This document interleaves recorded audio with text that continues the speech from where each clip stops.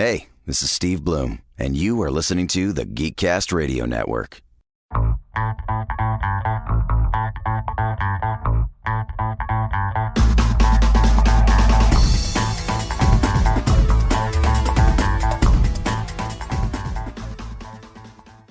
Hello and welcome to episode 100 of the Cinema Geeks. That's right, we made it to 100. A long and winding road it took to get there, but we are here. And with me today, celebrating in Cinema Geek fashion, is Hard Candy Mandy. Hello. Hello. I don't know what celebrating in Cinema Geek fashion means or entails. We're going to set it off. But you have colored pencils. I have grape juice. That's probably the lamest celebration I could possibly think of. Also joining me is Movie Revolt Dan. Hello. Hey, how's it going? It's going. And for episode 100, we're going to change the name again. Is that no?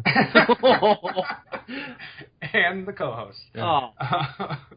And also joining me, as you hear there, is Fridley Sant. Hello. Hey, are you guys doing like a Sunday school? Because that's what's got grape juice and colored pencils. Sounds like Sunday school. I was going to try to pass mine. I'll bring in the donut holes, so yeah. I was going to try to pass mine off as like wine that just hasn't turned into wine yet, but I wasn't clever enough to come up with that in time. That's a Mitch Hedberg joke. But Dan, going back, I mean, we have been through a couple different names. We've had a bunch of different people along the way. Can you believe we actually made it to episode 100? Long, strange journey, but yeah. I don't even know what the first... I should have been more prepared. I don't remember what the first movie we reviewed on here was, as we kind of split off from Geekcast Radio Network's other movie podcast, M-Wire, and kind of started doing our own weekly show. It was quite a long time ago, and I remember... myself, you, and I believe Michael Powers might have been on that first episode. And then from there, we've had Matt and Nate on here. We brought in Amanda. We've had a bunch of different guests along the way, and we've changed names at least 3 times. So, but we're counting all that under the same umbrella, so that's how we actually get to episode 100. So I guess we cheated in a way. I've got the first episode pulled up here if you want the description. What was the movie? Was there a movie specifically? It was the top 10 movies of 2013 and Oscar nomination conversation. Okay. So back in the end of 2013. Including rumors for episode 7 and Batman vs. Superman. Oh, so we found a way to get that in there from our first episode. First episode. Batman v Superman has been here. Jesus. Wow. I knew we had talked about it for years. I just didn't realize it was all the way back to episode 1. We're actually also now the 6th podcast on the Geekcast Radio Network to get to episode 100. So there's the Pullbag, the comic book podcast, M-Wire, like I said, the one we branched out of, Tooncast, the cartoon original cartoon podcast at Geekcast Radio Network, then Steve's show Altered Geek, and then Dan, your other show, Talking in Circles. That's the company we now join, I guess. So... and Toycast will be shortly behind us because it's been sitting at episode 99 for quite a while, so they just need to put out one more episode there.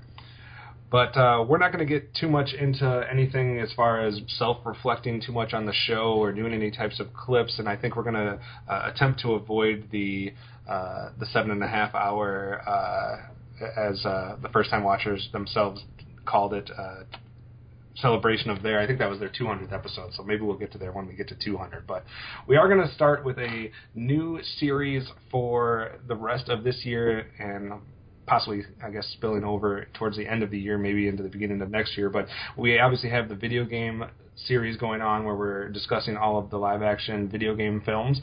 And we also have the Hayao Miyazaki Spotlight, which we've been doing. So this will be the third and final kind of special series that we'll be doing here in 2016. And I think only fitting, since we just did the list of shame where we let everybody else kind of tell us what films we should be watching that we haven't watched. I guess this is our chance to just put a whole bunch of films out there that we think the listeners should watch if they haven't watched it. And what I mean by that is we're going to be starting a series that we're going to count down our top 100 films of all time.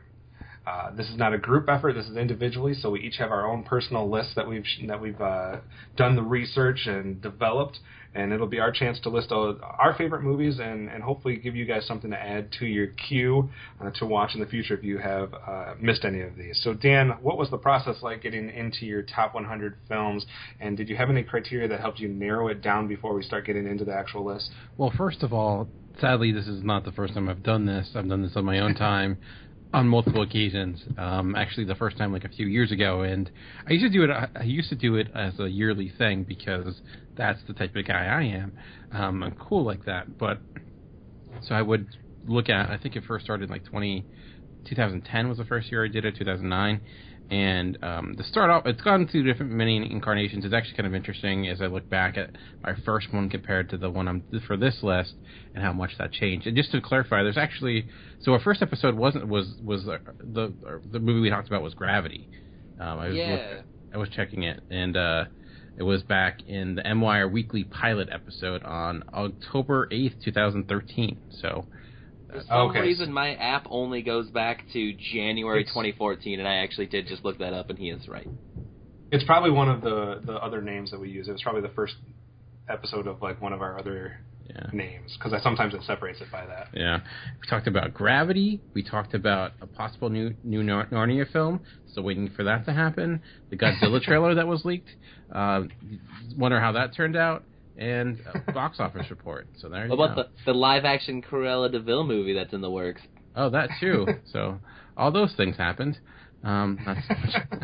But yeah, so I did have some criteria for this, and I've kind of done it the same way in the past, where I do for myself, I do eliminate in the sense of if I have a franchise film, for the most part, there's some cheats to this, but I usually don't increase, like if for example, the Die Hard franchise, if I were to include that and both of them made one of the multiple films in that franchise would make my top 100, I would just choose one to represent it just to get more variety and make it easier for me to have more choices, because even if it's 100 movies, it is quite a list. And I put much more work in this than most people probably put into their taxes, because I rank the films in different ways. I have a list of all the films I've watched.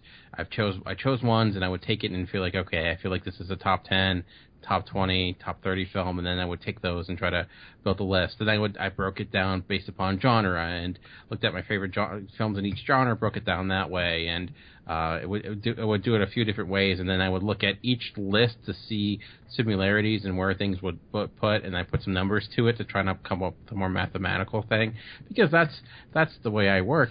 And it came up with my top 100. And I finagled things here and there, but I think I finally came up with what I feel I'm relatively confident in. And, though I also consider when you say favorites, it can mean a lot of different things. And a lot of these movies are obviously movies I love, enjoy, personal.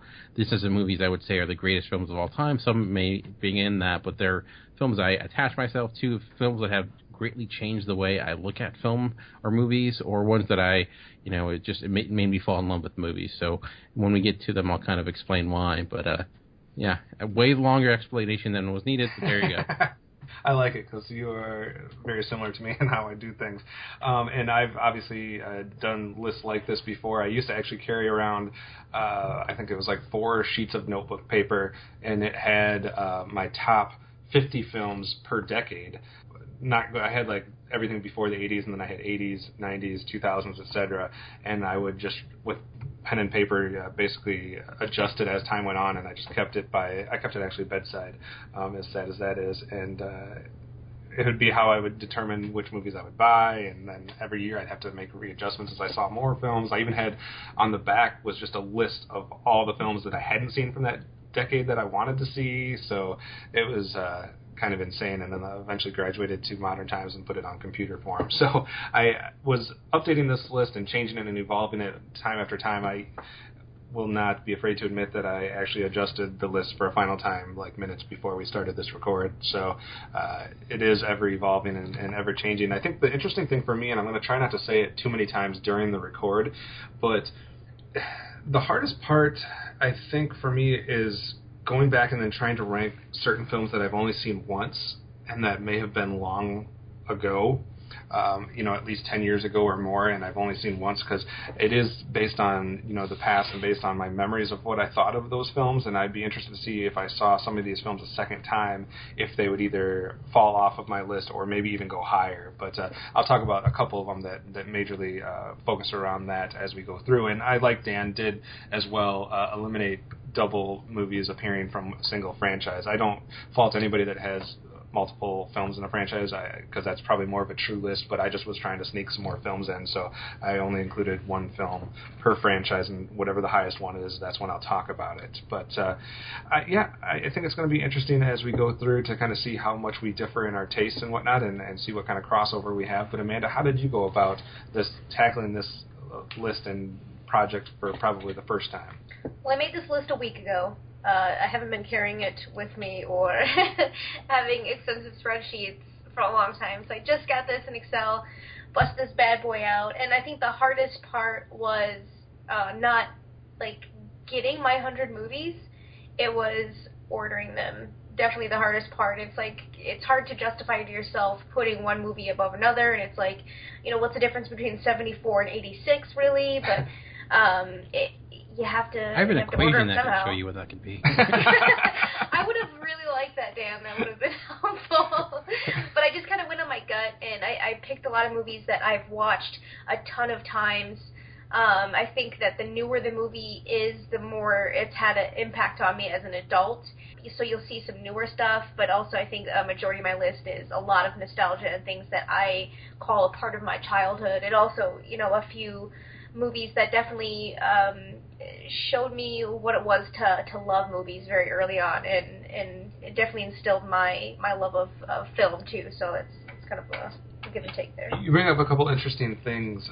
Number one, you talked about nostalgia a little bit, and then you also brought up the point about some more recent movies that have maybe shaped some of your opinions as you become older. Dan, I wanted to get your take on how do you approach films that have come out in the last maybe 1 or 2 years? Do you? I know a lot of people need more time to possibly sit on those films, or to have a chance to rewatch them, or to let them see how much they affected over time, and they might be unwilling to place them on a list like this early on.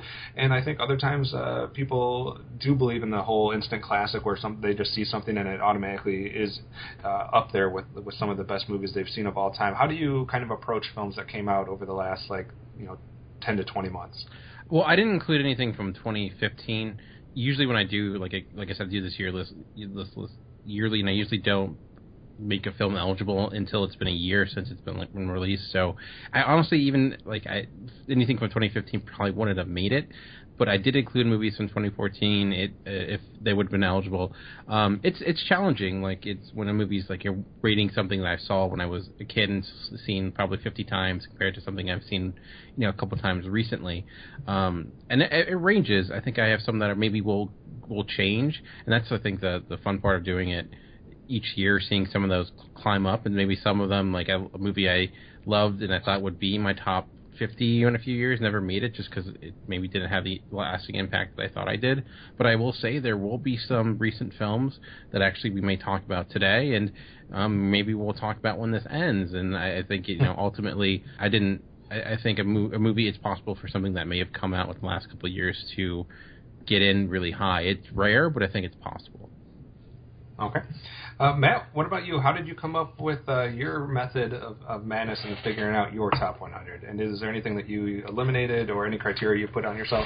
Well, first I want to comment just on what Dan said, which is that I've got a 2015 movie in my top 3, bro.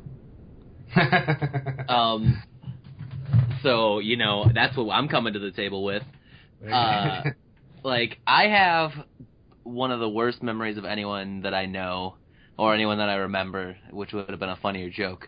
So, I don't remember shit, anything. I've probably got a problem, and I should see a doctor, but I don't. So the way I compiled my list was I wrote down all of the movies I could remember enjoying ever for any reason, and I mean literally any reason. My number 100 is going to have a funny story that has nothing to do with what happened in the movie, but what was happening in the room, because that's how I work. And then once I had those 20 movies I could remember.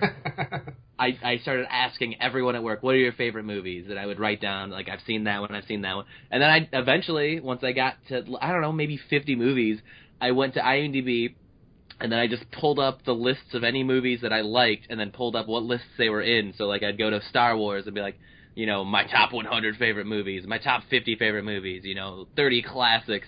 And then anything I'd seen that I remembered enough that I could comment on in some way, I would load that up and throw it into an Excel spreadsheet, and then I worked from there. So my list is going to be all over the place, and there's going to be at least 1 or 2 movies that probably should have been top 10, if not top 20, if not top 10, that I'm just going to forget I've even seen. That's another fun thing about this, though, and hopefully what the listeners can get out of too is maybe, you know, as you go through, there's so many movies that come out on a yearly basis, and it's impossible to see them all, and sometimes you have those that kind of just slip by the radar. Even for people that see a crap ton of movies, there's ones that you miss, and you know, as time goes on, sometimes you forget about those, or they're just kind of lost.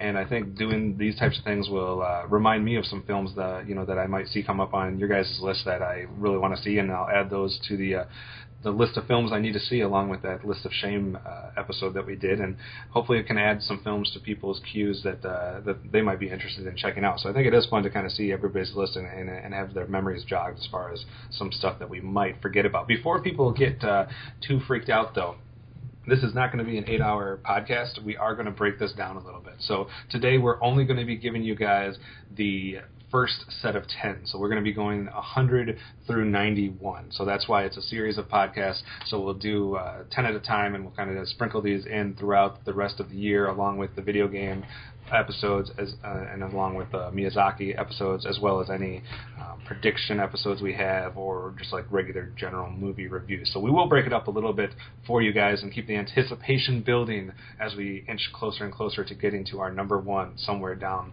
the road. Amanda, Matt, Dan, any other comments before we want to get into this? I want to say that I don't think I cheated at all in this. So be super proud of me, because I went straight arrow. And you get a gold star. I think I deserve more than 1 gold star. You get 2 gold stars. Yeah, I would say, like, again, this is a good chance, you know, why listen to this? And I think, one, you can listen to a lot of films we probably wouldn't have talked about really otherwise, so I'll be able to bring up some stuff that, and 2, it's like, I think it's the thing with movie, you know, we do talk about and review films, and I think it's good to know what people like when they're coming to a table and they're reviewing a movie, and you can kind of get that sense and see, like, okay, I tend to have the similar taste to, you know, Kevin or Amanda or Matt or me, and I think you'll see that our tastes are very varied, and I think it's kind of good to consider that when you're listening to a review, because it makes it think, you know, okay, where, like, it gives you a better sense of where that review is coming from.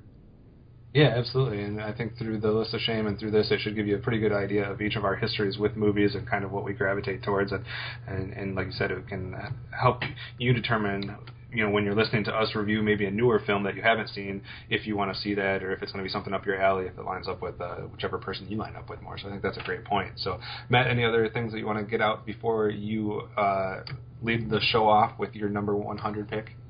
That my list is bad and I cheated a lot. Well, let's start it out then, seeing where your list begins. Let's give us the first 100 pick. What do you have? Okay, so like I teased before, this one's got more of a story in the room than this movie has a story. And that movie, oh wait, this whole 10, this 10 is all movies that, like, I really, like, enjoyed watching, and they were, like, a memorable experience. But they're hard to rank because they're not good movies. These are all, but anything I say today, don't take as a good movie, even though I'm going to extol their virtues as if they were, like, a Scorsese film. My number 100 is Sharknado, everybody. Yeah, the Sharknado. I've only seen the first one. I haven't seen Sharknado the second, or whatever they're calling the third one. And it was one of those bad movie nights. Like, we all got together. I baked a bunch of pies because I was baking pies. That was my pie phase. And just, it's like, it's one of those bad movies where they don't quite know it's bad, but they know that it's not good. At Tara Reid for whatever reason.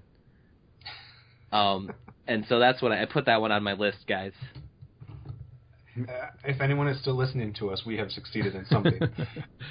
I've still never watched a Sharknado movie, and I feel I should have probably put that on my list of shame because I've never watched one. I've never seen one either. I think you should. Amanda, have you seen Sharknado? I have not seen Sharknado. So, Matt, you're the only one that's actually seen it, so we can't argue with your point. You guys are all going to not have seen a lot of my movies.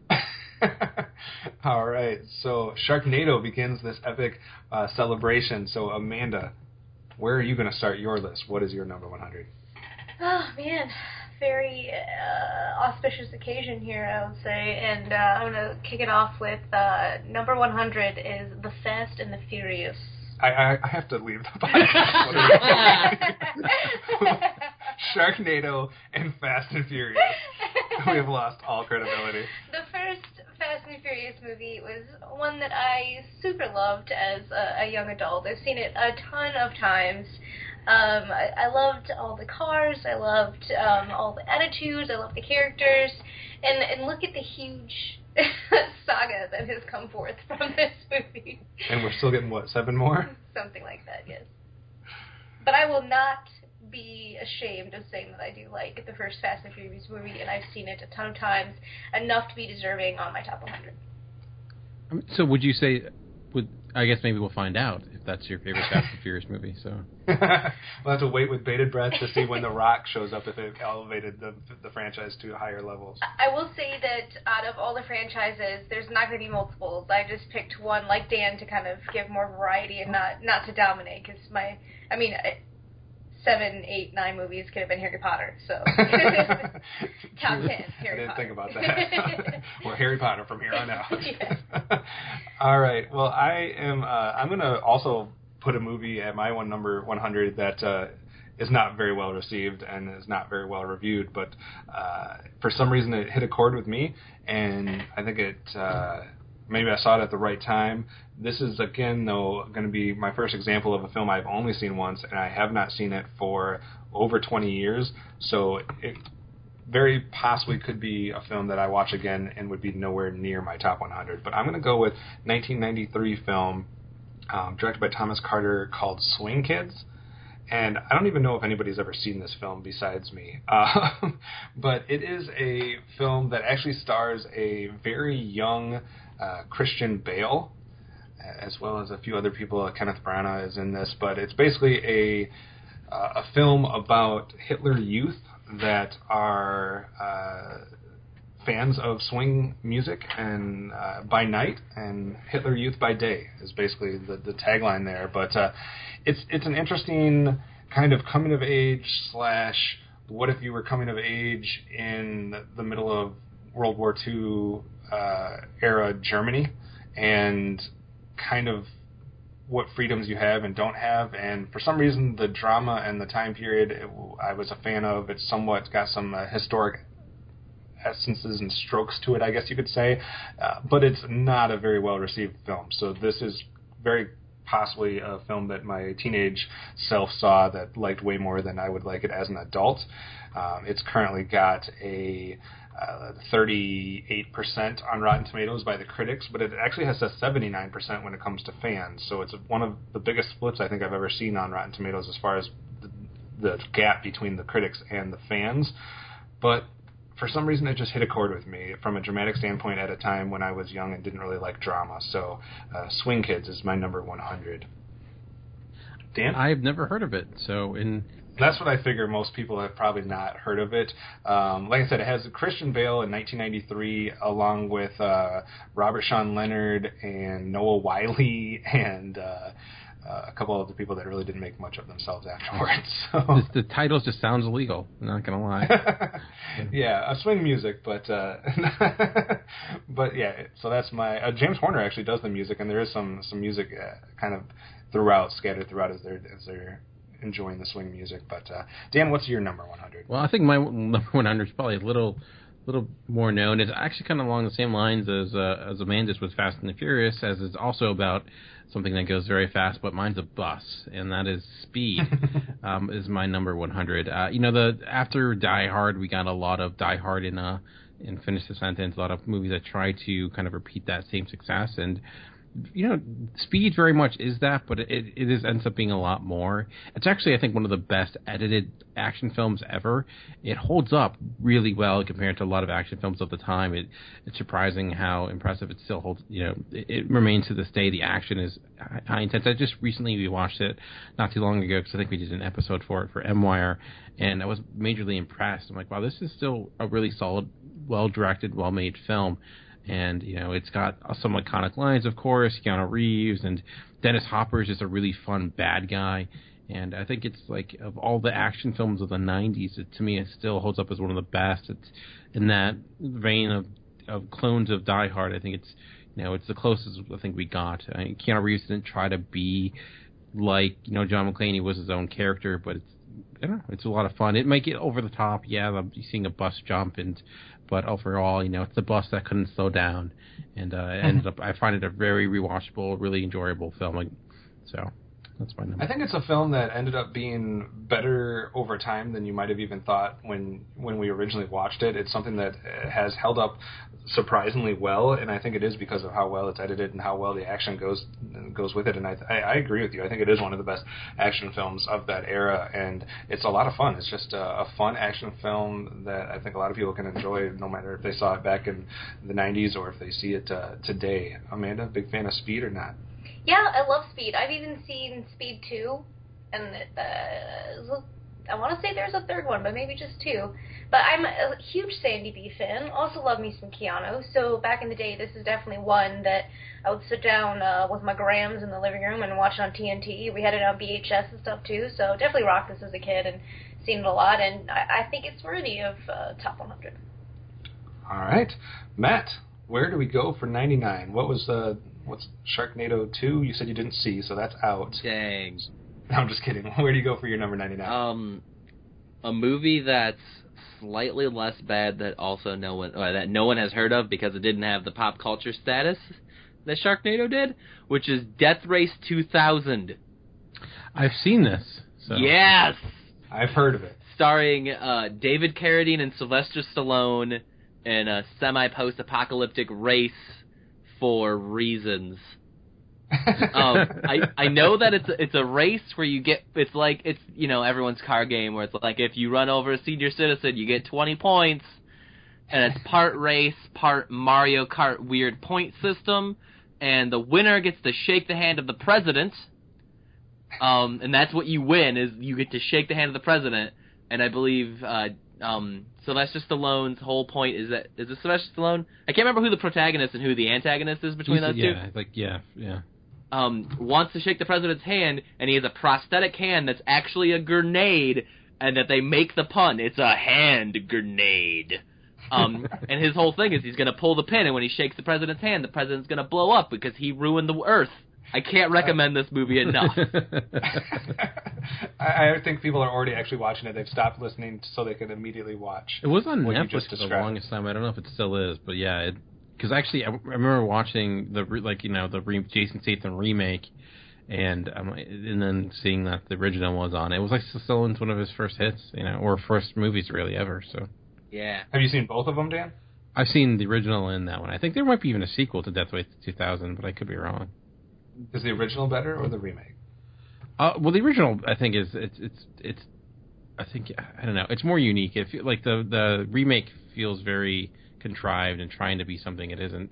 The sequel or the original 2000 has like no shame. It's like we're going for it and we're gonna be crazy. Where the other one tried to take itself too seriously, I think. Gotcha. All right, Amanda, what do you have at 99? Oh, Lord. Nobody's going to know this one. It's a 1992 movie. It's The Cutting Edge. Its genre is drama, romance / sport. I've seen the cover of this like 1,000 times, I think. The tagline is, "The king of the rink is about to meet America's ice queen." Basically, it's a romantic movie, drama, about a hockey player who basically gets kicked off his team or whatever. He gets trounced and is forced to become a figure skater, and is paired with an ice queen, definitely. And I love hockey. I love being on the ice. this is like the only love story / sport movie on the ice. So I think I was just attracted to it. My mom showed me this for the first time, I think, when I was younger. So I think I saw this a little bit too young, but it always kind of stuck with me. I've seen it a few times since, and it's super cheesy, and I don't care. Who's the guy? Who D.B. Sweeney? D.B. Sweeney. This guy? I thought I remembered him, but oh no, I think the reason I remember that is because it has the girl in it is, I swear she's known for something else that she did. She's a voice? I want to say that she was like a game show host or something on a Nickelodeon show or something. But anyways, I've seen the cover so many times working in DVDs. But they go to the Olympics, so I mean, it's legit. Okay. But I've never seen the movie, so I can't. But it is right up your alley. Dan or Matt, have either of you seen The Cutting Edge? I've never heard of it. I'm sorry. It sounds more familiar than the movie you talked about. It does. All right, so that is a perfect movie to represent you. So, I don't know what that means. I mean, your interest and your nostalgia for movies of that era as well. So, The Cutting Edge, people have to add it to their list to check it out to see if it's as worthy as you have it in 99. For my 99, I am randomly going to stay in 1993 because my 100 pick was in 1993, and so is my 1999 pick from Lasse Hallström, which I probably always say his name wrong, but it's going to be a movie I recently caught up with actually this year, and that is What's Eating Gilbert Grape. Leonardo DiCaprio, Johnny Depp, etc. I just think this is a good. I think it's well done. Obviously, I think it's well acted. I think it's just a good character piece and a good slice of a certain part of Americana, I guess, in a way. And I just think it was also a well-balanced movie between the comedic moments, between the drama, a little bit of, I guess, suspense with some things, and a little bit of romantic angle. I think they did everything kind of on the right balance so that nothing seemed overly done. And I think it's just an interesting thing for cinema geeks to see when you get to see such a young Johnny Depp and such a young Leonardo DiCaprio acting in this film. So I enjoyed this film quite a bit, enough to make it all the way up to my number 99 pick. I didn't think you liked this that much when we watched it. It grew on me. I actually remember watching that. The first time I watched that was in school, and because that's why I teach. You get you a movie, but that's quite good. I mean, DiCaprio's amazing, and just remember all I can think of is the mom, and every time I go to a Walmart, I think of that movie and like walking out and thinking I'm gonna run into that guy from the store as if he's a real person. But that's awesome. The grocery store owner? Yeah, like as if he's gonna be disappointed that I went to a superstore. How dare you, Dan? But, what do you have for your number 99, Dan? Well, I'm going to go, number 100, I had Speed, and I'm going to go in a very similar route for number 99 with a 1936 silent comedy film by Charlie Chaplin. I'm actually a huge fan of silent films, silent comedies specifically. It's something about, I don't know, that I get impressed by the fact that a movie could be, 90 years old and still quite funny and humorous, and that's the case with Modern Times. There's obviously Charlie Chaplin, a lot of classic silent filmmakers. I tend to enjoy Buster Keaton more, and we'll talk about him as we go down this list.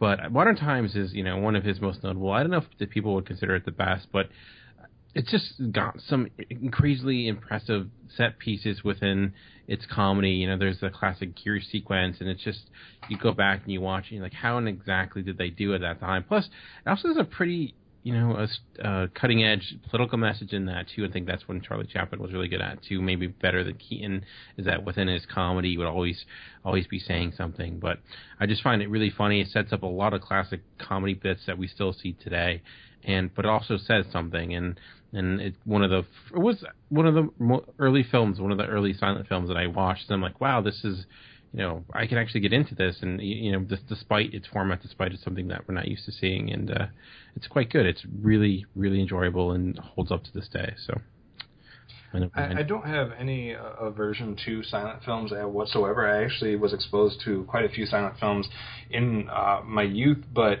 it was at a age where I wasn't into movies enough to recognize what I was watching or to remember what I was watching, so I don't remember which ones I've seen, but that's something that I need to get back into and watch them all now that I would have a better memory and idea of, you know, who was in them and what it was about, and et cetera. But I think there's a lot to say for that era specifically. I mean, you think about today's era where, you know, a lot of times a movie is way more about the marketing, the visual effects, and the kind of the flash of the film, and a little bit less about the character development, the stories, the acting, etc. And, you know, not just going back to older eras, but then you could probably say the same thing about movies, you know, from the early talking era compared to the silent films. You know what I mean? When you didn't even have the speaking and that type of thing, where it just, I agree. I think it's so impressive, and it elevates it to another level, the way they're able to convey what they're able to convey, and I think it just lends more credence to, you know, when elements of the actual movie storytelling, characters, etc., were the forefront and were the most important item on the screen. So I think that's a great pick to include some silent films in here. So that is where we're at with 99. And Matt, that means it's back to you for your number 98. I have a talkie for number 98. Following up my previous movie, which stars David Carradine, I've got another movie with David Carradine in it. He shows up way too much in my list. Movie that I think no one's heard of, Evil Toons. No, but now I'm intrigued. Is it at all related to Tiny Toons? It is wacky and zany. Tell us more. Okay, so this movie has to be made by one of the creepiest guys in the movie making industry. It's a weird sort of like B-movie slasher, written, I think, essentially for the point of showing some like ex-porn stars naked on screen. I watched, it wasn't the director commentary, it was like the director's special or something where the guy just talked about shooting this movie, and he was so weird and sleazy. And the idea, he said, was after seeing Roger Rabbit and seeing that a cartoon lady could be sexy, he wanted to see if he could make a movie that might make it into theaters that had sexiness and cartoon characters all into one. So, somehow he got David Carradine. I guess he needed money. And the idea is that there's like a demon book, it's like the Necronomicon, and it's summoning like a cartoon wolf man, and it's like a semi-haunted house situation where a bunch of girls are staying in a house. I think it's one of those you have to stay in it in order to get it from your ancestry, as is in every will ever, because that's what they do with haunted houses. And David Carradine hangs himself, which was a sad thing considering what happened to him just a few years after I saw it. And it's just so weird, and the director's so creepy, and there's just very awkward, like, oh, we turned on the radio, I'm going to take my top off, we're all going to dance, and it's like, why is that one naked? And then it ends with, I think, them throwing the Necronomicon in the fireplace, and that's just good. 1992's Evil Toons. So that is an interesting description, to say the least. I want to say I had to capture some images of some of the cartoon characters that are involved in that for the voice acting website, but I haven't actually seen the film, so I have no comment on Evil Toons. You are correct, I have not watched that one. Yeah. Amanda? I'm not watching that with you. Amanda not only has not watched that, but refuses to watch that based on that description. And I've seen Puppet Master, and Puppet Master 2. Well, what have you seen that you liked enough to put at your 98 spot? I might get a weird look from you on this You've one. already gotten a couple. I know. And Sandy B getting brought up again here. This movie has three things that I love. Sandy B, Ryan Gosling, and murder. Okay? Murder by Numbers is my number 98. Have you guys seen this flick? I probably have, but I don't remember. I would say it's not too old. Ryan Gosling looks young forever. Anyways, we know this. It's 2002, and two gifted high school students execute a quote-unquote perfect murder, and then become engaged in an intellectual contest with a seasoned homicide detective, which is Sandy B. by the way. So Ryan Who else would Gosling, it be? Ryan Gosling looked as good as fuck in a red leather jacket. He's just chain smoking the whole time. Got some nice Italian boots on. It's a good time. Go see it. Does chain smoking help the image? A little bit, yeah. And he treats Sandy B about wearing like a JCPenney's Kmart special outfit or something like that. It's a good time. All right. Murder by Numbers. Yes, sir. I think I own that as part of like a 3-pack of DVDs. That was like $3 I might own it, yeah. Okay. All right, so Murder by Numbers is your 98.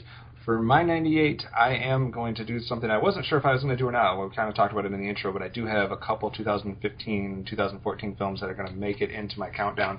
And I think the main reason and the main justification that I have for these is I believe what they represent and how well I kind of am predicting that they're going to age is going to solidify why I have them. I also think that there's a lot of films that I kind of thought of that are kind of somewhat in this genre that I thought kind of hard about whether they would go into my list or not. Stuff like Spaceballs, stuff like Airplane, and some other kind of those spoof films.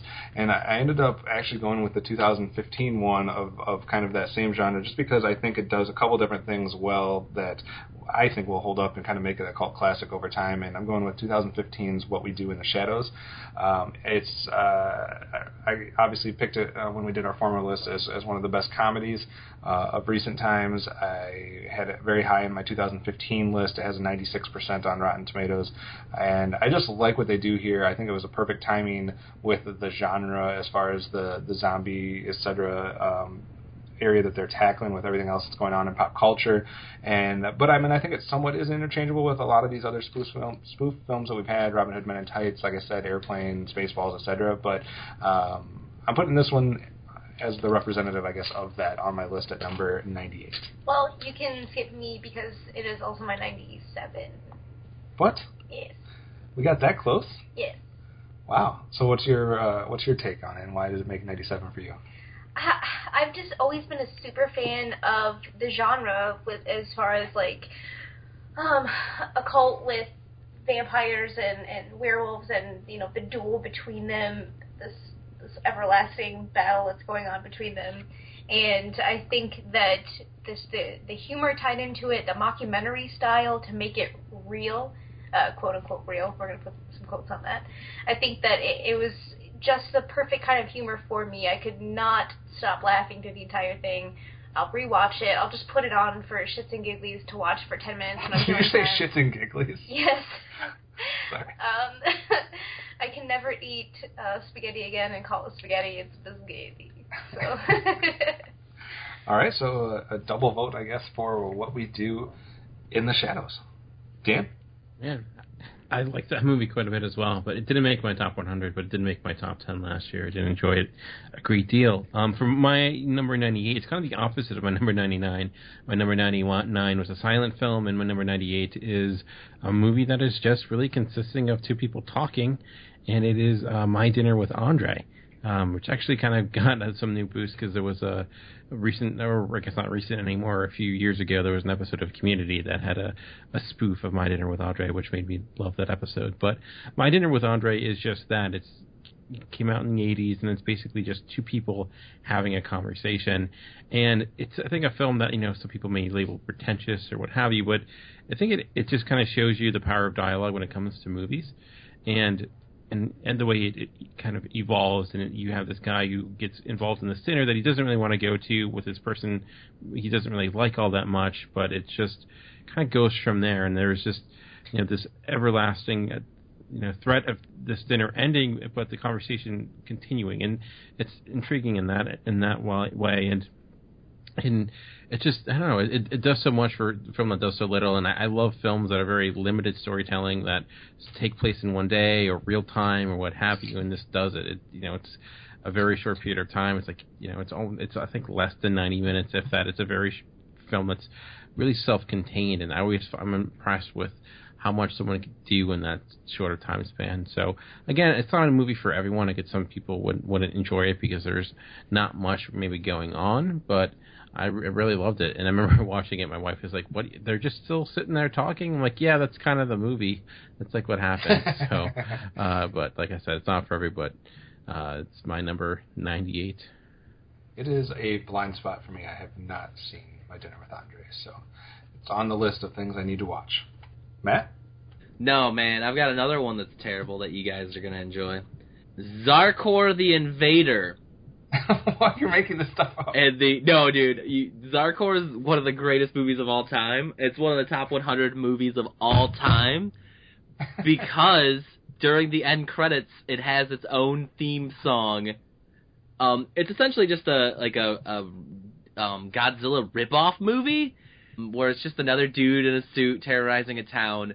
And it's like, I think it came a little too late, and it might have too high of a budget to be as crappy and Godzilla-y as it was, but I fucking loved it, and it was great, and I think they defeat Zarkor by reflecting his atomic breath back at him by using, like, the windshield of his spaceship that he landed here on, and then at the end credits has the Zarkor theme that's like, Zarkor! He'll tear up your town!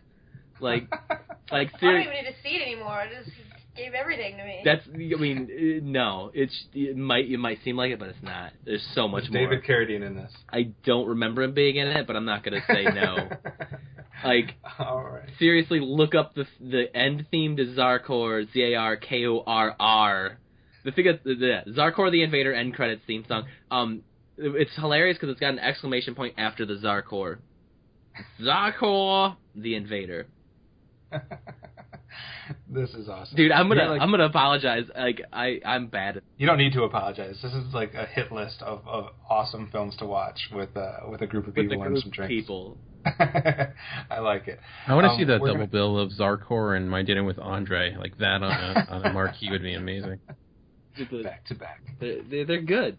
Number 9, mid-90s of the Cinema Geeks. Yes. We will skip past Amanda since she already revealed her number 97, What We Do in the Shadows, and go straight to my number 97, which will be my first pick from the 80s. I'm going to go back to 1987, a film that wasn't on my original, the last couple iterations of my top 100, but it kind of snuck on this time. And I think what's elevating this one is its ability to blend both comedy and drama, which is difficult two genres to blend in the way that this one does it. And I'm putting Good Morning Vietnam on my list at number 97. I just think what they're able to pull off with this film is interesting because a lot of times if you're trying to do comedy, especially a Robin Williams style comedy, I feel like you can't necessarily pull off also a genuine dramatic elements or those types of tones, and I think it does it real well here. Barry Levinson's a pretty good director, and I think he was on the top of his game with Good Morning Vietnam in 1987, so I do need to rewatch this. I've only seen this maybe twice, and the last time I watched it was quite a few years ago, so maybe this is due to have a rewatch as well, but I love Robin Williams, and I loved what they did with Good Morning Vietnam. I don't think I've seen that movie in its entirety, honestly. It is, yeah. It's actually a blind spot for me, too. It's one I almost put on my list of shame, but I did not. But it's one I need to catch up with. All right. So, Dan, what do you have at your number 97? All right. My number 97. I feel like I'm going to be... This is going to be... I'll get feedback on a different end, but I'm also going to go with another lesser-known film, but it is a coming-of-age film, and I'm a huge fan of coming-of-age stories, and this one, and it also involves a coming-of-age story involving a young coming-of-age teenager and a bond with an animal, and this being a falcon in the movie Cass. It's KES. It's a movie from the 1960s. It takes place in, I think, a small British town, and it's about this boy who basically is an outcast within his community. He's picked on. He can't really find his place, and he ends up finding some sort of escape with this peregrine falcon that is in his neighborhood. He becomes friends with it. He begins training it, and it becomes like his escape from everything else going wrong with his world. And it's a recent film that came out not too long ago, the Selfish Giant, which was another coming of age British film. Like they tie very close to me together for me because they're very similar in that end where you're getting kids that are people that are in communities that in themselves are outcast from the majority of the world, but they themselves find themselves in either subgenre. But it's just a really touching, small and scale story, and it's simple but beautiful in that end. So it's a movie. It's one I would advise, even though it's in English, to watch it with the subtitles because the accents are so thick. But if you're a fan of coming-of-age films, I would definitely recommend it. I'm a big fan of coming-of-age films, so I'll put that one on my list. For some reason, though, my ears were hearing coming-of-age film starring a boy, and I didn't hear Falcon. I heard Falcor, and I thought you were going with Neverending Story. I don't know why my mind went that direction when you were describing that, but no, I'll definitely add this one to those. What year did you say this was from? I think 1969. It's in the late 60s. I know. Gotcha. All right, so add that one to my list. Matt. Oh, it's already back around to me? Yeah, we skipped a man at this round. Yeah, I know. I was listening. So mine is a movie that everyone's probably seen that probably doesn't deserve to be on my list, but I have a terrible memory, and I can't remember good movies like Jaws. So I put for my the next number, 95? 96. Crank, starring Jason Statham. A literal... Want to have sex in front of a bus of Chinese kids? Yeah, who doesn't want to do that? Me. Or fall out of a helicopter and bounce off of a car. Survive. No, I think he dies, and then they bring him back in the next one, right? That's how he dies, I think. Anybody that has Fast and Furious on your list cannot yell about Crank being on somebody's list. In Amanda's defense, I put Crank lower than she put Fast and Furious. Amanda, you've seen this one, though? I have seen this, yes. Not a fan? I've seen a lot of Jason Statham movies, believe it or not, and it's just too unbelievable for me. Like, there's a line where you're like, yeah, this is some outrageous shit, but I can get behind it, but this is just so off the wall, and like literally, he decides to have sex with his girlfriend in the middle of a busy street, in front of a bus of Chinese kid tourists, and all these people standing around them, and they're, like, getting, like, cheered on. And, like, all because he got injected with some drug that's going to explode his heart in a few hours or something like that. He's, like, keep his adrenaline up the whole time. He has to keep his adrenaline up or his heart will stop. So he's just got to do crazy shit the entire movie that makes no sense. Yeah, dude, it's just a constant trying to overtop itself, and it just gets more and more ridiculous, and it's like, this is dumb. It's dumb. It probably should have been lower or higher, depending on how the numbers work. I've seen it. It is kind of insane. It's it is though well directed. Like the action sequences are pretty impressive on their scale, and they're what's it? I forget they also did the second Ghost Rider movie, and they are just crazy. They just kind of go for it. I think they're two brothers, but. Yeah, I mean, like, some of the action pieces are pretty good when he's, like, beating the crap out of people in bathrooms and stuff. I mean, he's a monster in this. I'm just it's trying just to a get movie over that's the fact like that... no barriers. We're just gonna go crazy the entire time. Yeah. I'm just trying to get over the fact that 3 people in this record have seen this film. Hey, I haven't even seen the sequel, if that helps. I've only seen that does help. All right, Amanda, what film do you have at number 96? This is one I'm pretty sure everybody's heard of, at least in this room here. And that's Pan's Labyrinth is my number, 96. It's one that it's fairly newer, but it's one that I latched onto immediately and watched over and over and over again, and I'm going to continue to watch it over and over again. It was one where I would put it on to go to sleep at night, too, because there's like a lullaby in the beginning, basically, like a little fairy tale story that is being told. And the whole movie is obviously in spoken Spanish, so it's definitely a darker fairy tale, but I like the dark fairy tale thing, and it's brutal, and it pulls on your heartstrings, but it also takes you into this complete fantasy world that's amazing. So it's one that I wanted to put higher, but based on like all my nostalgia stuff that my list is packed with, it had to be down here a little bit lower. So at 96, there's it. All right.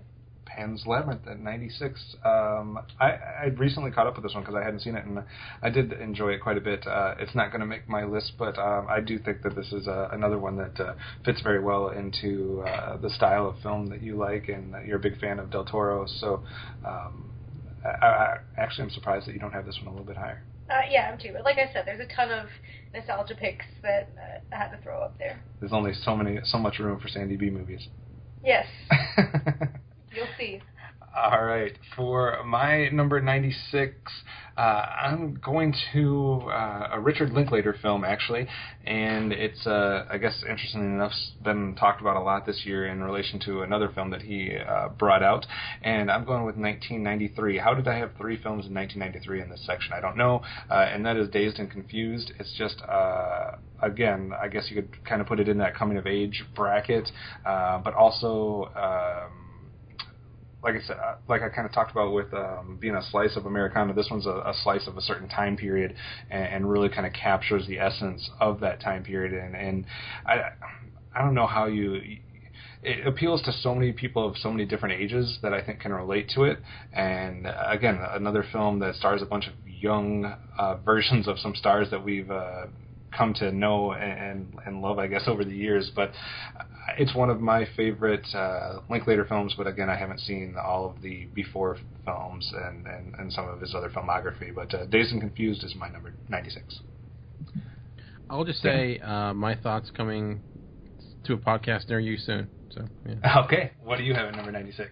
For my number 96, I have an American classic. I love a lot of old Hollywood films. I know it's an era that I think maybe is not super respected by a lot of cinephiles because they go French New Wave or something like that. But something about it. I think I grew up on a lot of those films. My parents loved movies from the 50s and 60s, and maybe they are big over the top and maybe more simplistic than a Kurosawa film, but I think on occasion there are films that transcend that, and that is the case for my number 96 with On the Waterfront. One of Marlon Brando's best performances, and it's actually a film I've re-caught up probably again last year or so, and I loved it. It's this tale of this guy stuck in the situation where he can't. It's just trying to get by. It's a moral dilemma that he's trying to get over, and it's obviously have that most iconic line. I could have been a contender, could have been someone, and it's interesting seeing that what's going on in here. The economic struggle that's occurring and how it affects these characters and the fear that they're under. But again, it's just got that old style filmmaking, and I don't know. For me, it's one of the best films of that era of the 50s, and it reminds you why Marlon Brando was considered such a great actor, even though he got crazy in his later years. So. I made a mistake because this probably should have been on my list of shame episode because it's been something that's been very high on my I need to watch list that I've never quite got to. Years ago, my mom and I were going to start. She was. On the Netflix plan where you got the actual discs in the mail, and we were actually starting a process of we were going to go through some films that she had seen as a child or growing up, at younger ages, or maybe some stuff that she had missed. It's kind of going through the AFI's top 100 films, and unfortunately we didn't get through very. I think we got through maybe 6 or 8 of the films, and On the Waterfront was one of the next ones that we were going to get to, and we just never did before I moved out. And it's ever since then been very high on my list, but I haven't seen it, so I need to add that. I need to bump that up on my queue. Yeah, I would definitely recommend it. I think I could see you enjoying it quite a bit. Awesome. All right, Matt, that means we are on to the final 5 here of today's episode. What do you have at number 95? You ready to hate me, Kevin? I'm always ready to hate everybody. My number 95 is the Mighty Morphin Power Rangers movie. Love it. Ivan Ooze. He's going to take over everyone in town using GAC and then make them walk off a cliff. This is his end game as an intergalactic space villain. He has created a children's toy that's going to make all of the kids and adults in the town walk off of a cliff. But don't worry, the Power Rangers have employed a fire hose to push everyone back away from the cliff. And then also ninja, kung fu, giant robot battles. It's amazing. Amanda, agree? Yes, I love GAC as well. I would play with that. I would be one of those kids falling off the cliff because I would buy the shit out of that GAC. Love me some Power Rangers. I think that the movies, I don't remember a lot of at all, but I could get behind the new one, though. Definitely Can't look wait. forward to that. Can't wait. Cannot wait. Fast and the Furious, Mighty Morphin Power Rangers, and Sharknado. I have not seen Mighty Morphin Power Rangers, so I couldn't intelligently comment on it. I remember being a kid just being disappointed we didn't get more Zords, but the truth is all movies could use more Zords. On the waterfront could probably use more Zords. So See? Shadows of Zords. Yeah. That's something you could just go back through and go classic movies and put shadows of Zords and different things into them. Yeah. All right. So, Amanda, 95. Oh, man. This is, I'm knocking off all my, newer picks, pretty sure. And this is another Ryan Gosling joint. Or not Ryan Gosling. Yeah, Ryan Gosling. It's The Place Beyond the Pines. And this is a movie that I have only seen once. I think this might be one of the only movies on my list that hasn't been one of those movies that I've watched and watched and watched and watched and watched. This is just a one-time watch. I even bought the fucking thing right afterwards because I needed to have it. It just really stuck with me. And it was a movie, a film unlike any other that I had seen in the way that it was set up, in the way that it was delivered. I loved the shift in the focal points. I loved the character development. I loved all of the consequences that each character's actions had on other characters in the story, and how all of the stories intertwined just so. I loved it, and I was blown away by it, and definitely had to make my list. That was a film that really worked for you, and I really loved watching how much you got behind that film. I enjoyed it. For me, part of it didn't work as well as the other part, but I can totally see why you enjoyed it, and like you said, it was definitely a unique film experience. Yes, sir. All right, that means it is up to me for my number 95. I'm going to go back into the 80s, 1988, directed by Penny Marshall, and it is Tom Hanks in the movie Big. I guess just another example of my love for both coming of age / films that somewhat touch on nostalgia or how memories work, or how younger versions versus older versions of yourself, etc. I was not a huge Tom Hanks fan growing up. I'm much more of a Tom Hanks fan now than I was in my teenage years, etc. You mean you like Turner and Hooch? No. And Big, though, was something that always did work for me. And there's so many iconic scenes in that, or memorable scenes. And I just think it's a fun film. It's an interesting way to do a coming-of-age film. And it's something... I am not someone who watches a lot of movies more than once. I know a lot of you, like Amanda especially, you watch films dozens of times a piece, ad nauseum. You get a lot of enjoyment out of that. I don't mean that in a negative context, but for some reason I'm just the opposite. I find it hard to watch movies twice when there's so many movies I haven't seen once. And this is one of the ones that if it's on, or if I was flipping through and it was on, I would have no problem rewatching it. So I think it has a pretty high rewatchability, because I'm pretty sure that that's a movie term that we all use, even though it's not a real word. But I think I just watched this on Sci-Fi at work the other day. All right. It was on, definitely. I don't know what channel it was on, but I watched it. I haven't seen it in a while. It's probably time for me to watch it again, but Big is my number 95 pick.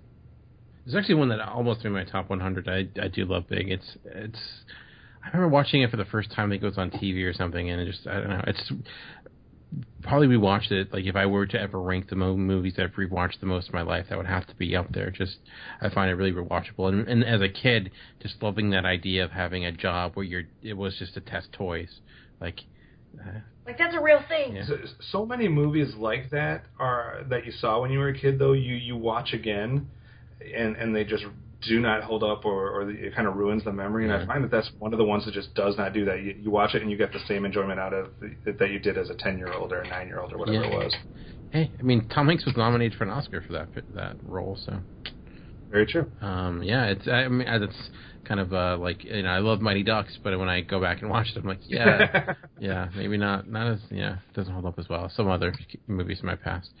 My number 95, I'm also going to go with the film from the 80s from one of my favorite directors of all time, and that, of course, is Martin Scorsese, which I think came up already today. And maybe going with one of, maybe not his most famous films, but I think one that's becoming more and more notable and getting a lot of more backing than it did when it first came out. I think it was actually not that well perceived when it was first released in 1982, if I believe. But I'm going to go with The King of Comedy, starring Robert De Niro, and what do I forget his name? And Jerry Lewis. It's it's very ahead of its time in a way. It has, today we're familiar with that awkward comedy where you're in a situation that feels weird and strange, and characters that are off, and you're not sure if you're supposed to laugh or not. And I think at today's day and age, we're kind of used to that. I think it's something like The Office, where characters, like, the joke isn't overt. It's not. It's more, putting you in an awkward situation. A lot of that existed in the King of Comedy, and I think at the time it was unheard of, and people just kind of rejected it. But for those that don't know, Robert De Niro plays this stand-up comedian. If that doesn't have you excited, I don't know what does. But the thing is, he's not very funny, he's not very effective, but he wants to kind of get on television and become famous. In order to do that, he kidnaps the host of one of the most famous talk shows of the time, which is played by Jerry Lewis. And it's actually Jerry Lewis, who people know, and he was a huge star. He gives a great performance, maybe one of his best performances. And it's this situation of very much an anti-hero that you expect with Robert De Niro, where he's this character that's really committing a crime, and it's just kind of these crazy shenanigans. He's way over his head. He has no idea what I think he's doing. He's just trying to figure it out as he goes, as he tries to, he seems to be, thinks that he can just do this, kidnap the guy, and still get away with it. And it's just the mindset. He's clearly some complications there, but it's funny, well told, but it's also somewhat tragic in that way. But, I think it's a film not for everyone because of that. It maybe not be Scorsese's maybe best directed film, or, it's maybe not to the level of other Scorsese films I might have on my list, but I think it's quite good and really enjoyable. And it, and its comedy elements hit me where in the side of kind of what I find funny. And, Scorsese maybe not known for being comedic, or at least, for an entire film. And it's not a straight comedy. It's very much a drama, thriller, but within that, or it's more, much more comedy in there than you would say in, I don't know, Passion, the Last Temptation of Christ or something like that. But yeah, this is one of the few Scorsese films I still haven't seen, so I definitely need to catch up with this one and add it to the queue as well. So I'd be interested to see how I like this one. All right, Matt, number 94. What do you have? I have instant classic that everyone has heard of. Birdemic. Oh man, yeah. It's one of the best viewing experiences I've ever had in my life. I know that. Oh, it's amazing. And the sad thing is that like these guys fucking captured lightning, and then like they tried to recreate it. And I don't know if Birdemic 2 ever came out, but I don't want to see it because they're too aware of themselves now. Like it's like a love project of like fucking failing movie school kids or something. They're just like clip art pasting birds into the sky. Like there's no logic or reason to anything. I think it's like global warming has caused birds to kill all the humans, and then an hour later the birds just decide to fly out into the ocean. But it's got a really cool breakdown in the middle where a guy sings a song that's like hanging out with my family, having ourselves a party. Oh man, I don't know why he sings it, but it happens. It's great. Amanda, have you seen Birdemic? I have not. Do you want to add it to our queue? I do not. Why do you always gotta ruin your life? Ruin your life. Dan, have you seen Birdemic? Oh, I have. Yeah, it is. It's a great film to watch. Like, it's one of those so bad it's good, and it's just thinking of there's a phone call the guy's on. He's going to this like long spiel of like I'll give you 50% off, and then he's like and he ends the call, and it's like I just made a sale of $1 million. It's like, wait, you just gave him 50% off of $1 million? It's I don't know. It's insane, and it's the special effects are awful.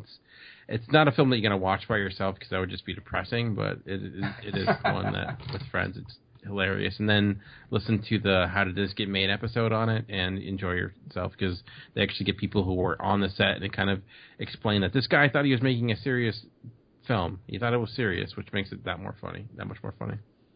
I think I know what Matt's number one film is going to be, but all right, Birdemic, I like it. Amanda, what do you have at 94? Let's probably I don't know. Is this the newest movie? Could quite possibly be the newest movie. I don't know on your the list. We'll see. And it's Captain America: Winter Soldier. And this is the only like straight up comic book movie that I put on here from this new insurgence of comic book movies. And I think this one is definitely my favorite. I think that the action in it I love. I love obviously the characters and all the dynamics that go into that, but I think they really set the tone of how badass the Winter Soldier is in general, and how badass some of these comic book action sequences can be. I mean, it's not like just God on God, action. It's not Thor in Asgard kind of stuff. It's more legit action, like car chases and crazy stuff with mechanical arms. More legit with mechanical arms. I like how you paired that up together. I don't know. What more can I say about this movie? I love it. It's fine. All right. Dan, what do you think about her saying that this is the best of the recent comic book films? In agreement? I would say so. It's definitely in the conversation. I might, in technically favorite, have other ones up there higher, but I love it. So. All right. Our first comic book film, we'll have to see if any others show up on anybody's list as we make our way through. For my number 94, I am again going with my second pick from 2015. I don't have a lot of 2015 and 2014 picks, but I guess the ones I have are going to come up here early on in the countdown. And again, I don't know, a lot of people are saying that this is going to be one that's going to be forgotten over time, and I don't necessarily think that's the case. I think this will have a pretty good shelf life, and I'm going with Tom McCarthy's Spotlight from last year. I just think it's an important film. I think there's a lot of aspects of the film that need to live on and need to be viewed over time, and I think it was super well done. I think it has one of the best ensembles that we've seen in recent years.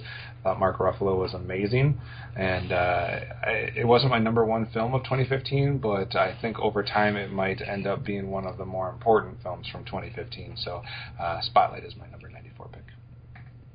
I think it's a good choice. I'm kind of surprised that a movie that's so new is on your list, but look at my list, so I can't say shit. I like it. Yeah, I thought Spotlight was great. I mean, I didn't put it on my list, but it was in my top 5 for last year. I think it was, deserving. I don't know if it's of Best Picture. So I don't know. People say it's being forgotten. I don't know. I feel like with what it's tied to, that it will always have a place. Like I feel like it's to me it's almost like a modern day. All the President's Men, and I don't know if winning Best Picture would almost cause it to be getting overrated. Like it's almost more good than bad because now it has that pressure. But I think it's an excellent main movie. So I agree, obviously, since I have it on my list. Dan, what do you have taking up your spot for number 94? It's actually kind of you talking about a movie that is deals with news and newspapers, and similar with my number 94. And I don't know why, but I love movies that somehow surround news or have some sort of news component, and we'll talk about a lot of them as we go through these lists. And my first one is actually the movie Broadcast News. Again, another movie from the 80s. I didn't expect that, from 1987. Pretty impressive cast. It's somewhat of a romantic comedy as well. It's directed by James L. Brooks. Starring William Hurt, Albert Brooks, Holly Hunter, and there's a lot going on in this. The news is somewhat in the background, but it's just how this broadcast channel operates and the frictions that kind of ensue within that, and how stories are done, and how you kind of get ahead in this world that's very competitive. But as someone who kind of just likes learning about the environment, being a part of that environment, I mean, if you're a fan of the show like Newsroom, I guess it kind of relates in that end. It's not, it doesn't have the Aaron Sorkin dialogue, but I think its characters maybe even stronger. And it's, I think, an overall unassuming film. Like I said, there is a romantic element that maybe drives some people away, but I quite like it again. And a lot of part of it too is there's great Albert Brooks performance. There's an infamous scene with him trying to go on screen for the first time, and it does not go as well as you could expect it. So it has some comedic beats as well, even though it does deal with some serious topics on occasion. So, but yeah, that's my number 9. That's my next one. What are we? 94. 94. 94 yeah. Broadcast.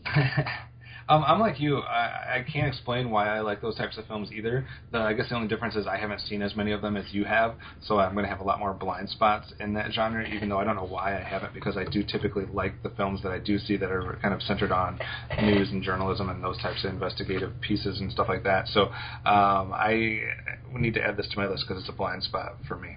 So, Matt, what do you have at 93? My number 93 is the movie that started it all. The first ever bad movie I saw with a group of friends that will forever stick with me, and that is Blood Rain. I have not seen that one either, but I have heard of it. Oh, it's a classic. Like, it's full of just nonsense. Every scene seems disjointed. Characters' motivations don't make any sense. Like, and they're just bad special effects. Like, someone will get cut with a sword, and then blood will spray, like, unrealistically. But it's not just blood sprays unrealistically. They're using CO2 to launch a red liquid, so you get, like, a fog of smoke come out of somebody as the CO2 is shooting out. And it's like, wait, is that guy just full of, like, compressed air? Like, what's going on? Like, because he'll get cut, and then just smoke and blood pour out of him. Like, it's... That's not how it works? It's so bad. And isn't she killing vampires? So, yes and no. The movies are very far from the game. It's a weird situation where there's a group of people who are killing vampires. She is a vampire, and for whatever reason, she joins them to hunt down the man who turned her. It's like a weird situation where, like, I'm not quite sure. Like, it gives a weird, disjointed origin story for her, and I think it was either a vampire raped her mom, and then she was born a half vampire, or a vampire bit her mom and raped her while pregnant, and that's how she became a half vampire. I've seen it like 5. The description of this film is more entertaining than I think the film will be. Oh, I'm sure. I've seen it like 5 times, and I still am not sure what's going on in it. Look forward to our conversation on it when we get to that, because it's a video game movie. And the sequels just get more and more outlandish. It's fucking good. I can't wait till we get to Blood Rain. I remember watching the trailer for that and seeing Ben Kingsley and being like, what do they have on him that makes like that? Nice. Oh, wow. So I've never watched a movie with audio commentary for 2 reasons. One, I just don't have time to watch movies, let alone to watch a movie twice, and I'm not watching it with the commentary on first. But this one has an unexplained sex scene that just makes no sense. Like, she's in a prison guarded by the anti-vampire group, and then, like, she makes eye contact with the guard, he unlocks the gate, they go in, and they just do it. And then, like, they go their separate ways, and I think she stays in the cell, but he leaves it unlocked. And, like, I was like, what the fuck just happened? And so I actually rewatched that scene, and Uwe Boll is is on the commentary. He's just like, this is a scene that shows she is woman, like she needs things, and her needs are of a woman, and she needs this, and it's just like, what the fuck does that even mean? I'm terrified. Oh, this movie is great. I'm so scared now. All right, so when we watch this for our video game series, we will be watching it with the commentary on. Oh man, that is quite the description. I'm going to use that excuse next time. I'm a woman. You're welcome, Internet. All right, Amanda, what is your number 93? Y'all ain't ready for this. After Matt, we're ready for anything. We're going to bring it back home. 93 spot is holding Miss Congeniality. Oh, It's another Sandy B joint from 2000. Are we going to have a competition? How many Sandy B versus Michelle McCartney? Is this going to be like or Melissa McCarthy, not Michelle McCartney? That's her cousin. This is a 2000 movie. An FBI agent must go undercover in the Miss United States beauty pageant to prevent a group from bombing the event. I think we all know what Miss Congeniality is about. Maybe they don't. I actually don't, and I want to see it now. It's got Michael Caine, Benjamin Bratt, Sandy B. Like, this is a legit cast, okay? Because of Michael Caine? William Shatner, Ernie Hudson. There's a lot of people here, and I think you need to see it. It's hilarious. They made a sequel I've seen Miss Congeniality. Just saying. It's just one of those movies that I loved in this time period. I love the little transformation scene where they give her like a makeover. I love her comedy in this. I love all the tude that she has. I dig it. And I think every time I see her as a cop after this, I'm like, but she's not Gracie Lou Freebush. So Kevin's got his head in his hands. And he won't even look at me. Stop it. All right. Moving right along. It's not Blood Rain. I don't know if it's worse or better. I don't Matt, know. please, see this. I haven't seen Blood Rain yet. I've seen Miss Congeniality. Blood Rain has a sporting shot at being better than Miss Congeniality. Oh my god. Yay. Dang. All right. For my number 93, I'm going to kind of lump two films from a franchise in together here. But the one that I will go with is the most recent one of that, and it's the more recent reboot of the Planet of the Apes films. So I will go with Dawn of the Planet of the Apes from 2014, directed by Matt Reeves. I like Rise and Dawn a lot. I guess I'd slightly put Dawn ahead.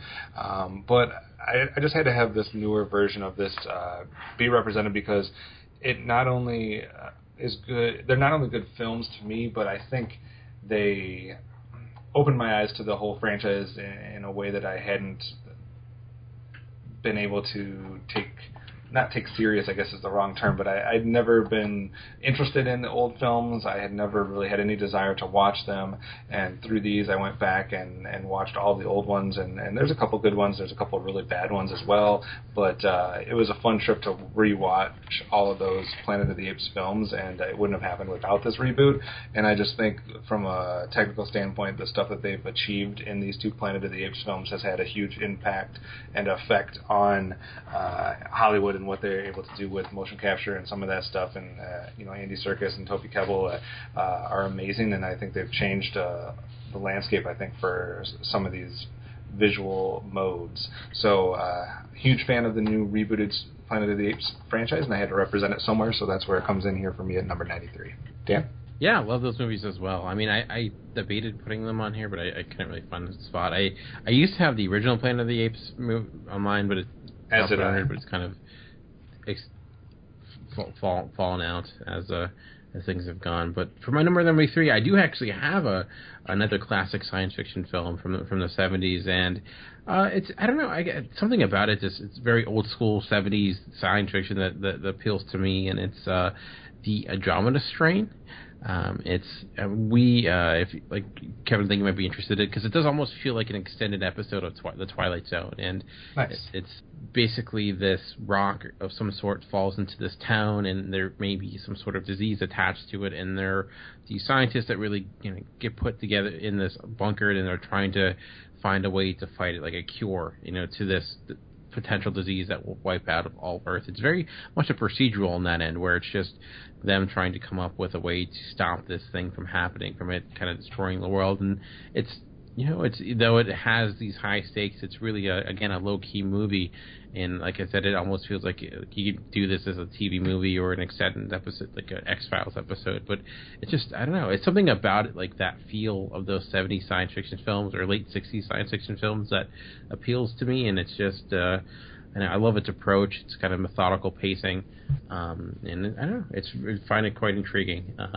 It's kind of a movie that snuck up on me because by its climax, I'm like, wow, I'm much more interested in this than I thought I would going into it, and I just thought it would be kind of cheesy and over the top, and at moments it is, but it actually ends up being a lot smarter than I anticipated. So, the Andromeda Strain for me. All right, you're just adding a whole bunch of films that I need to see if they're streaming or any way, shape, or form available. Yeah, so. that one I don't know. I don't know how well it appealed to a greater audience because it is heavily dated. It does. I think it. But like I said, if you go in with it thinking it's like an extended episode of Twilight Zone, maybe you'll enjoy it more. So I don't know. Awesome.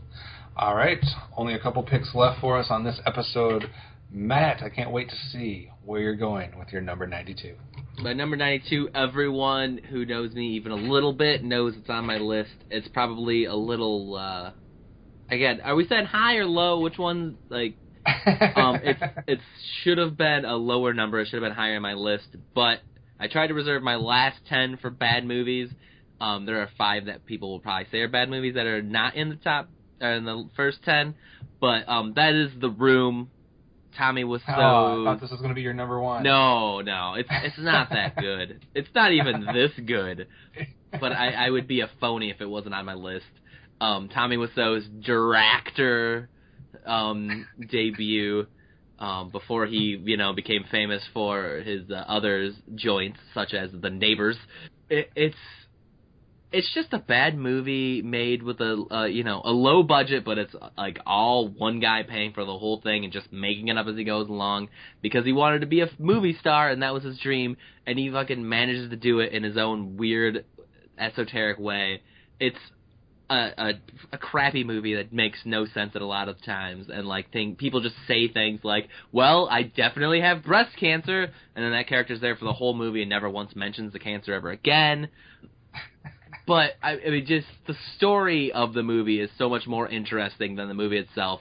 Like, Greg Sestero, who plays the, antagonist of the movie, wrote a book about it, like an autobiographical or whatever you want to call it, book about it. They're even apparently shooting a movie with James Franco playing Tommy Wiseau that's sort of like a docudrama. I don't know if that's ever actually happening. We always hear stuff about it, but that's like 2 years in the making, isn't it? It's fun. First of all, I think this is involved in the conversation many times as the worst film of all time. And second, I do think that you know more about The Room than anybody else I know. And I love listening to you talk about the inside stories about what happened during the making and et cetera, from your knowledge from reading the book and listening to the different commentaries. And this is it was a very fun experience watching this with you and Nate, et cetera. So I have nothing but fond memories of The Room. There we go. It's your best pick so far. Thanks. It's also easily one of the worst films of all time. Oh, it's so good. All right, The Room at your number 92. Amanda, Room at your number 92? It's not. Okay. 92 spot. I'm not really sure if you guys have seen this, but it's from 1993, and it's Dennis the Menace. And it's got... What's going on here? Walter Matthau in it, okay? And this kid that I didn't see in anything else. But it was one from my childhood that my mom let me watch over and over again, and it had one scene with a giant fart in it, so I'm pretty sure that's why I thought it was hilarious. But he force feeds his kidnapper an entire pot of beans, looking for a handcuff key that fell in there, and this guy farts over a campfire, and it was ridiculous. But I don't know what's worse, the films that are being mentioned or the rationale for why they're being included. But it says when his parents have to go out of town, Dennis stays with Mr. and Mrs. Wilson. The little menace is driving Mr. Wilson crazy, but Dennis is just trying to be helpful. Even the thief who's arrived in town, who is the farter. I like that you just described the premise of Dennis the Menace like nobody has ever read the comic or seen the cartoon. Maybe somebody hasn't. Okay, we have listeners. We don't have listeners anymore. But yeah, Dennis the Menace was a super cute movie and had a lot of heart, and he really just was trying to help. And all these serious, unfortunate events are happening. Just like he breaks Mr. Wilson's teeth, puts some chiclets in there, trying to replace them for him. Lots of cute stuff happened, and it's just one of those movies that I came back to a lot of times when I was a kid. I'm not going to hate on your nostalgic picks because I definitely will have some coming up in a future episode. So, Dan, have you seen Dennis the Menace? I did when I was a child. I have not seen it quite some time. Apparently, you need to add that to the list of stuff you need to rewatch very soon. I do. I am all looking for a movie with more big farts. So that's. Who isn't? For my number 92, it's going to probably make a lot of sense that it's in the same segment of the countdown that my number 94 was. For my number 92, I'm going to go with 1976's All the President's Men, just slightly ahead of Spotlight. Obviously, this one is starring Robert Redford and Dustin Hoffman, and I think this is a must-see, I think, for most cinema fans, cinema geeks, especially if you do like that style of genre and the stuff that they're depicting. I just think it's a real really well done, really well directed, phenomenally acted. Interesting to always see. It's always interesting to see Dustin Hoffman in some of his earlier days, and I haven't seen a ton of Robert Redford films, so that was also an enjoyable experience. I just recently caught up with this one within the last year, so was a big fan of this, and I put it slightly ahead of Spotlight, and that's 1976, All the President's Men. I love that movie, and let's all talk about it more. Podcast. I like it. Yeah. I like it. All right, what do you have in 92? Well, 92. I don't think you're gonna like this movie all that much, Kevin, and I don't think Matt either. So I'll make it quick. And again, 92 is probably my first recent movie from 2014. Movie a lot of people hated, but I enjoyed quite a bit, so much so to put it on this list, and that is Under the Skin. Unique experience for me. I really, it took me back. Everything from its score to its unique approach to its imagery. I don't know, it really engulfed me in everything it was doing. I thought it, within its craziness and its ambiguity, it said a lot, and I found the journey that was going on relatively moving, and it has some sequences that have been etched into my brain ever since, from the ending sequence to the sequence with her with the foreign man in the car. Just, I guess, I know for a lot of people hate it, and I get it. Like, it's one of the movie, like I will always say the moment I walked out, that it's a movie I love, but I would probably recommend to no one, because it's it's not necessarily for everyone. It makes you super uncomfortable, and people could hate it, which is it's, I think, aware of that, but for me, it worked for me, so it's my number 92. You mentioned that Matt and myself might not like it, but you left out Amanda. Oh. Yeah, I hate I didn't know if Amanda saw it. Yeah. So. Yeah, I don't think it was on when Matt was over. I'm pretty sure. Yeah, we all watched it together. But I think I was like working or sleeping or something. I was like, I couldn't get through it. I ended up on the other side of the couch or some crazy stuff. I was not into it. Matt, I don't know if you disliked it as much as I did. No one disliked it as much as you did. I didn't think it was terrible. I feel like there could have been a little bit better visual storytelling or more just storytelling. I thought the soundtrack was annoying as shit, but did perfectly what a soundtrack is supposed to do. It set the mood, and it kept it, and it was haunting in its own way. It's not the worst thing ever, but it's not on my list. And my list is gold. I like that.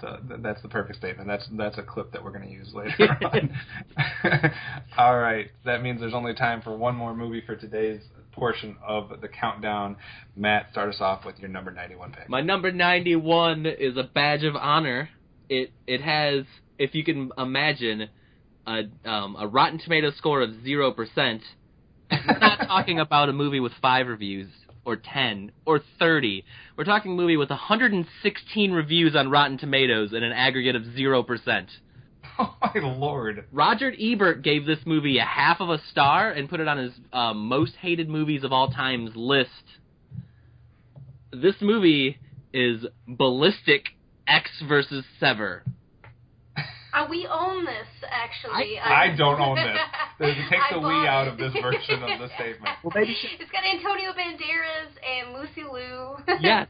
I had to buy it just for that. Have you seen it yet, though? Yeah, we watched it and I fell asleep. It's a mess of a movie. It's great. I've watched this movie, I don't know, maybe 5-6 times. I can't remember where I picked it up at. Someone, I think, gave it to me because they hated it, and they couldn't have done a better job. We've watched this movie so many times that one time I accidentally had a component cable like half plugged in when we were watching it, and we didn't have any red in the movie, and we didn't notice until the end credits. That's how poorly visually designed this movie is that it's really dark. It's all black and blue, the whole movie. Even the cover is black and blue. Like, it's so weirdly designed like that, where we had the thing unplugged a little bit, didn't get any red, didn't notice the whole movie. I think it was right before the end credits when there's like cop lights, and it's like, there aren't any red on those cop lights. And I was like, wait a minute. I don't even remember the plot so much as it's like Lucy Liu is like trying to save a child from somebody, and like she at first is fighting Antonio Banderas, and then they team up to save the kid for a reason. Man, I've got problems in my head with this movie, and I just remember enjoying it so much and watching it so many times, and I'm always up for watching it again. I don't know if I'm going to allow that to happen in our house, because I think I'm going to find a way to make Amanda's copy of this disappear. Bro, I'll just disc replay it again. I'll just bring my own over. Oh, man. I think I spent like $1.99 on it, and I was like, Antonio Banderas, Lucy Liu, $1.99, sold. That's what happened. Worth it. Worth it. Amanda, you're number 91. I'm 91. If Sandra Bullock's in this movie, I quit. It's not, but it's from 2001. I'm gonna let you guys guess, okay? After his swamp is filled with magical creatures, an ogre agrees to rescue a princess for a villainous lord in order to get his land back. I'm an ogre! What? Said I'm an ogre. Yes. Dan, what did you say? Toy Story 2? No? Close. It's Shrek. I have a huge place in my heart for Shrek. When Shrek first came out, I loved it. I think my first date ever was to go see Shrek in the movie theaters with my first boyfriend, and it was like my dad had to be there still and all that stuff, so super awkward, but I still enjoyed the movie. It sparked a whole huge series, little TV spin-offs, all kinds of stuff. I even like had a hat with the Shrek ears on it. Like, I went a little nuts. And the music in all of them is super awesome. The voice acting, the animation style, most of the humor. I don't know, I just had a lot of fun with it, and it's definitely one that I've seen a ton of times. I'm going to want to show it to my kids. If there's ever a doubt if you should watch Shrek, just come talk to me, because I'll probably give you some reasons. And I just like it, and it's my number one, so shut up. It's number 91. It even sparked a Broadway musical. Which is awesome, by the way. Have you seen any of that? No. Shrek Live? Oh, my gosh. I've seen pictures of the poor fella who plays Shrek. Oh, he's legit. It'd be interesting to see how many animated films might appear throughout this countdown on different people's lists. So that's one of the first big notable ones. So for my number 91, also not too long ago, I'm going to 2010. Duncan Jones. I'm a big fan of the genre, and it would be the sci-fi film Moon, which currently has an 89% on Rotten Tomatoes. I'm just a big fan of this film. I'm a big fan of films that have a limited setting or a limited cast, and this one obviously is basically known as being a film for just having one person involved, and it's everything I need in the science fiction film. I don't want to say too much more about it. I think most people that have seen it will agree with me. I don't hear too many people that have seen it and have negative comments. So I'll just leave it at that. And my number 91 is 2010's Moon. That movie came up a lot on a lot of the lists when I was trying to figure out movies, and now I'm super intrigued, especially since it made someone's list. All right, we'll have to wait and see what your thoughts are once you get a chance to watch that one. For sure. Yeah. Yeah, it's great. It's a great film. I enjoy it quite a bit. Sam Rockwell can do no wrong. My list so far, I've had a lot of different movies. I've had classics like On a Waterfront, Under the Skin, which is this deep thematic journey. These movies that have gorgeous cinematography to enormous scores. Some of the best acting in the world, but sometimes you just like to see puppets curse a lot and make funny songs, and that of course is Team America: World Police. I love I love South Park, and to me, Team America: World Police has a lot. It's hilarious. It has some great satirical comedy. It's a lot of great lines, and the songs are freaking amazing. America, fuck yeah. Coming again to save the motherfucking day, yeah. Exactly. The Rent parody, it's amazing. It's everything I loved about South Park, but it's not. It's in the same vein, but a lot different. It's just crazy and funny and insane, and I don't know. It's really, it's like everything, just the absurdity of it. But again, it's like actually it has something interesting to say about politics, about celebrities, and it's just I don't know. It's great. So. Everyone has AIDS. Exactly. And the longest puppet sex scene ever imaginable. Yeah, and there's actually a documentary how this film was not yet rated. They talk about that and how they did some crazy, insane things they know would be cut out just so they can get what they really wanted to do. So there's some even like more insane deleted scenes that they never intended to actually show, but they just wanted to go as crazy as possible. So when they cut those out in PAA, it'd be like, okay, you're fine now. So it's nice. It's great. So. Amanda, you're a big fan of that film as well. Yes, I am. Did not make my list. Don't know why, but I've seen it a ton, and Matt Damon. So. All right, why don't we real quick run down our picks so far to kind of catch people up uninterrupted. So, Matt, what are your first 10 films in your top 100? Oh shoot, I closed that. Okay, in order: Sharknado, Death Race 2000, Evil Toons, Zarkor the Invader, Crank, Mighty Morphin Power Rangers, Birdemic, Blood Rain, The Room, and Ballistic: X vs. Sever. Amanda? 100, The Fast and the Furious. 99, The Cutting Edge. 98, Murder by Numbers. 97, What We Do in the Shadows. 96, Pan's Labyrinth. 95, The Place Beyond the Pines. 94, Captain America Winter Soldier. 93, Miss Congeniality. 92, Dennis the Menace. 91, Shrek. All right, my first 10 are Swing Kids, What's Eating Gilbert Grape, What We Do in the Shadows, Good Morning Vietnam, Dazed and Confused, Big, Spotlight, the new Planet of the Apes series, Dawn of the Planet of the Apes, All, The President's Men, and Moon. Alrighty. For me, at number 100, I had Speed. At 99, I had Modern Times.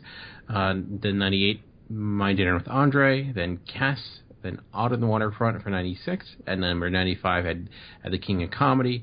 94, Broadcast News. 93, The Andromeda Strain. 92, Kevin's Favorite, Under the Skin. And number 91, Team America, World Police. All right, quite the variety there in our first 40 films. We'll have to, the listeners have to let us know if you're excited about the rest of this countdown to see where we all go as we make our way closer to number 1. And if there's any films that we brought up that you're adding to your queue as far as a film that you want to see now because we brought it up on our list. All right, so that's going to do it for this week in this special episode 100 celebration that we have kicked off here. And in Cinema Geek style, I guess we're going to let it take place over 9 more episodes. So if you want to get in contact with us, there's a bunch of different ways to do that. You can email us at feedback@geekcastradio.com. You can actually call our voicemail line and leave a message for the show, 502-526-5821. You can visit the Facebook page by searching out Geekcast Radio Network. You can go to the actual website, geekcastradio.com, find the episode post, comment there, and we'll interact and reply to your comments there. And we can also directly interact with you on Twitter. The network handle is at Geekcast Radio. The show is at Cinema Geekcast. Amanda, your Twitter is? At Hard Candy Mandy, Eyes No Eyes. Matt, your Twitter is? I am at Fridley Scent. Let me know what you think about my picks, bros. Dan, what's your Twitter? I'm at Movie Revolt. And I am at Optimus Solo. So that is it for us for this week. Be sure to check in next week for your next chance to listen to the Cinema Geeks as we go back to our video game spotlight and review